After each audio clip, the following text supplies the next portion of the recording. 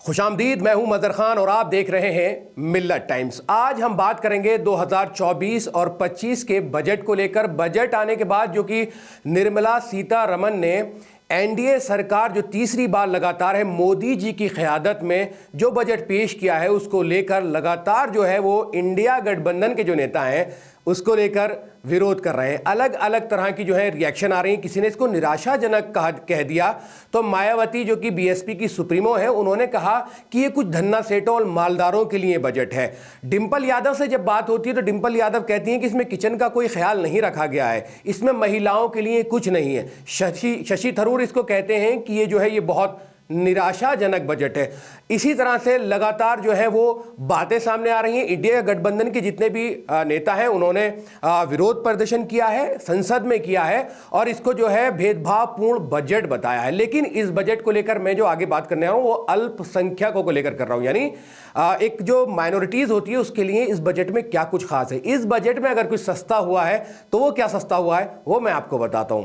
इस बजट में अगर कुछ सस्ता हुआ है तो सस्ता हुआ है चार्जर इसमें सस्ता है, मोबाइल इसमें सस्ता है। लेकिन जो तमाम जितने भी इंडिया गठबंधन के नेता हैं वो तमाम लोग सिर्फ एक बात कह रहे हैं कि इसमें किसान कहाँ हैं, इसमें महिलाएं कहाँ हैं, बेरोजगारी को लेकर इसमें कोई बात नहीं है, महंगाई को लेकर इसमें कोई बात नहीं है। 2 करोड़ जो नौकरियों की बात हुई थी अब वो क्या है, पूरे 5 साल में 4.1 करोड़ को लेकर बात हुई है। अब इसमें फायदा किसका है? इसमें फायदा अखिलेश यादव बताते हैं। जो वो बात करते हैं, कहते हैं कि समर्थन मूल्य किसानों को ना देकर अपने दोस्तों को दिया जा रहा है। दोस्तों को जिनके गठबंधन में ये सरकार चल रही है उनको जो है ये दिया जा रहा है। क्योंकि अखिलेश यादव कहते हैं कि डबल इंजन की सरकार है तो दिल्ली और लखनऊ दोनों का फायदा उत्तर प्रदेश को होना चाहिए था, लेकिन विकास जो है वो बिहार जा रहा है, मध्य प्रदेश जा रहा है। कहा जा रहा है कि जिस बैसाखी पर ये सरकार बनी हुई है उस सरकार को बचाने की कवायद है। ये बजट जो है ये उन्हीं के लिए है, ये बजट किसी और के लिए नहीं है।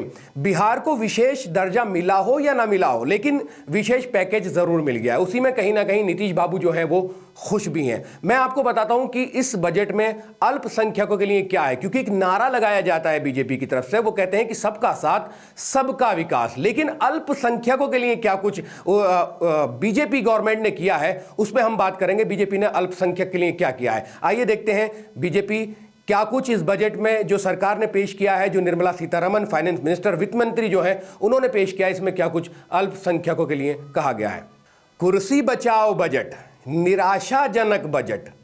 आज बात हो रही है 2024, यानी जो एक निर्मला सीतारमण जी ने जो संसद में खड़े होकर बजट पेश किया उसको लेकर, क्योंकि अल्पसंख्यक समाज के लिए क्या कुछ इस बजट में कुछ खास नहीं है। क्योंकि इसका जो बजट था पहले 2600 कुछ करोड़ जो बजट था वो था, लेकिन उसमें कुछ कमी, ज़्यादा बढ़ोतरी नहीं हुई है। केंद्रीय अल्पसंख्यक मंत्रालय के लिए बजट में कुछ योजनाओं और कार्यक्रम को लेकर मामूली इजाफा किया गया है, इसमें कोई बड़ी तब्दीली नहीं की गई है। अल्पसंख्यक मंत्रालय के लिए यह बजट 2023-24 में 3097.60 करोड़ था, जिसको बढ़ाकर 2024-25 में वित्तीय वर्ष में 3183.24 करोड़ कर दिया गया है, यानी एक मामूली सा इजाफा हुआ है। 2023-24 में अल्पसंख्यक मंत्रालय के लिए संशोधित बजट 2608.93 करोड़ किया गया था।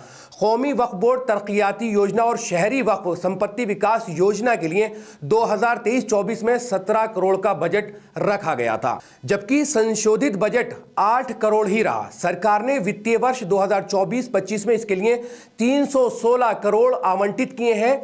इन योजनाओं का उद्देश्य क्रमशः रिकॉर्ड का कंप्यूटराइजेशन, राज्य वक्फ बोर्ड को मजबूत बनाना, खाली पड़ी शहरी वक्फ भूमि को अतिक्रमणकारियों से बचाना है, साथ ही कल्याणकारी गतिविधियों को बढ़ाने के लिए अधिकाय उत्पन्न करने के लिए इसमें कमर्शियल आधार पर विकसित करना है।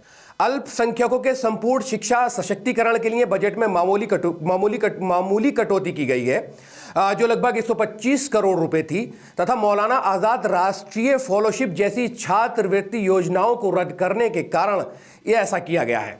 संसद में दिए गए अपने जवाब में सरकार ने कहा कि शिक्षा का अधिकार अधिनियम आरटीई अधिनियम में सभी छात्रों के लिए कक्षा 8 तक अनिवार्य शिक्षा शामिल है। यही वजह है कि प्री मैट्रिक छात्रवृत्ति रद्द कर दी गई है। अपने नए रूप में इस योजना केवल कक्षा 9 और 10 के छात्रों को कवर करती है। मदरसों और अल्पसंख्यकों के लिए शिक्षा योजना को पिछले बजट में 10 करोड़ से घटाकर 2 करोड़ कर दिया गया है। इस श्रेणी में संशोधित बजट 5 करोड़ था।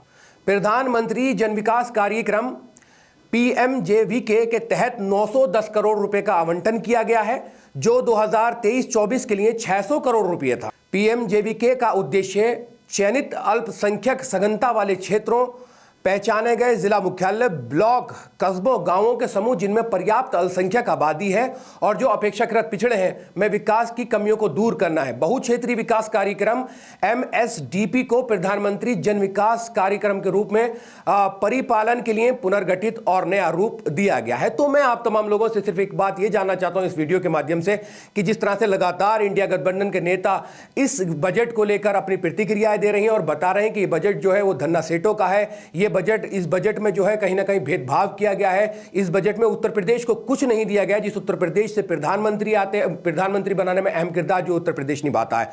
तो आप तमाम लोगों से मैं सिर्फ ये जानना चाहता हूं कि इस बजट में अल्पसंख्यकों के लिए कुछ खास किया गया है या फिर मोबाइल सस्ता कर देना, चार्जर सस्ता कर देना या फिर सोने के दाम घटा देना, थोड़े बोड़े जो भी दाम घट रहे हैं वो घटा देना, तो कहां की बात है? आप कमेंट सेक्शन में हमें जरूर बताएं। अगर आपको ये वीडियो पसंद आई है तो तमाम सोशल मीडिया प्लेटफॉर्म पर मिल्लत टाइम्स को फॉलो करना, सब्सक्राइब करना बिल्कुल ना भूलें। शुक्रिया।